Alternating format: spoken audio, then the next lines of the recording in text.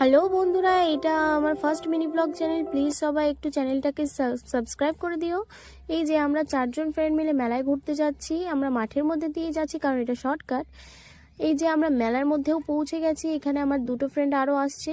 এখানে অনেক মানুষের ভিড় গাইস, কারণ এখানে কীর্তন শুনতে এসেছে বহু মানুষ। প্রতি বছর অগ্রহায়ণ মাসে মা কালীর পুজো উপলক্ষে এখানে একটা ছোট মেলা হয়, তো সেই মেলাতেই আমরা এসেছি।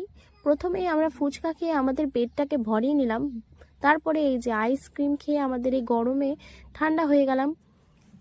পেট ঠান্ডা তো সব ঠান্ডা।